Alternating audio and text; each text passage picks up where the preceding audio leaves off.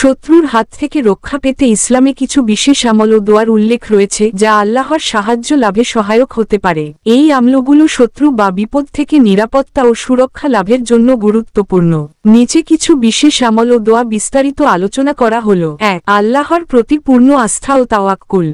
শত্রুর হাত থেকে রক্ষা পেতে প্রথম এবং সবচেয়ে গুরুত্বপূর্ণ আমল হল আল্লাহর প্রতি পূর্ণ আস্থা রাখা এবং তার ওপর তাওয়াক্কুল নির্ভরশীলতা করা। আল্লাহ তাআলা বলেন, যে আল্লাহর প্রতি পূর্ণ আস্থা রাখে তার জন্য আল্লাহ যথেষ্ট। সূরা আত-তালাক ৬৫:৩। তাই প্রতিটি মুহূর্তে আল্লাহর সাহায্য কামনা করা এবং তার ওপর পূর্ণ বিশ্বাস রাখা খুবই গুরুত্বপূর্ণ। ২.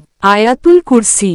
আয়াতুল কুরসি সূরা আল-বাকারা ২:২৫৫ একটি অত্যন্ত শক্তিশালী আয়াত যা রাত্রে এবং দিনে শত্রুর হাত থেকে রক্ষা পেতে পাঠ করা যেতে পারে।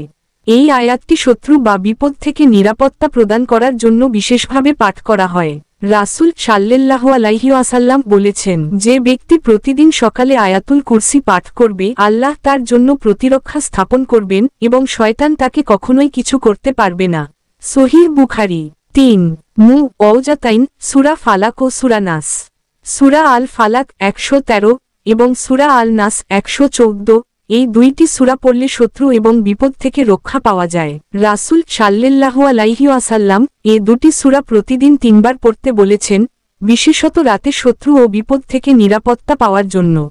রাসূল সাল্লাল্লাহু আলাইহি ওয়াসাল্লাম বলেন, যে ব্যক্তি এই দুটি সূরা রাতে ৩ বার পড়ে আল্লাহ তাকে শত্রু ও বিপদের হাত থেকে রক্ষা করবেন। সহিহ বুখারী। ৪. দোয়া প্রার্থনা করা।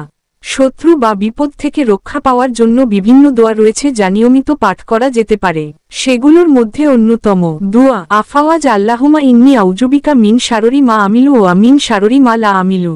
হে আল্লাহ, আমি তোমার কাছে আশ্রয় চাই সেই সব কাজ থেকে যা আমি করি এবং যা আমি করি না, সেই সব বিপদ থেকে। এছাড়া সাধারণভাবে আল্লাহর কাছে সাহায্য চেয়ে শত্রু থেকে রক্ষা পাওয়ার জন্য প্রার্থনা করা খুবই গুরুত্বপূর্ণ। ৫.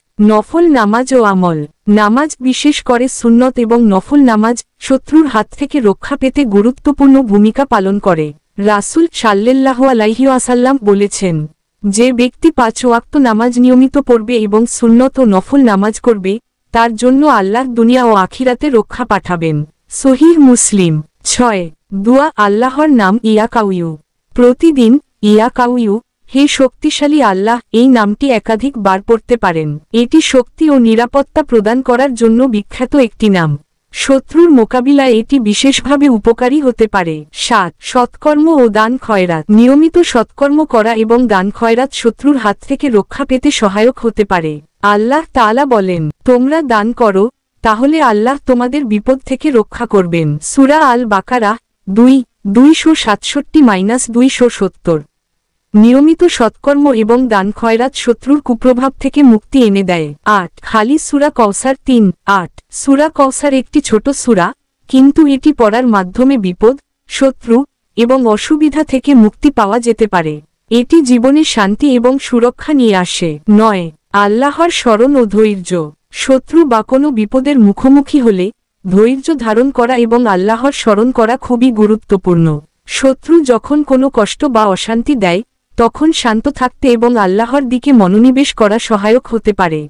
আল্লাহ তাআলা বলেন, হে ঈমানদারগণ, ধৈর্য ধারণ করো এবং একে অপরকে সহায়তা করো।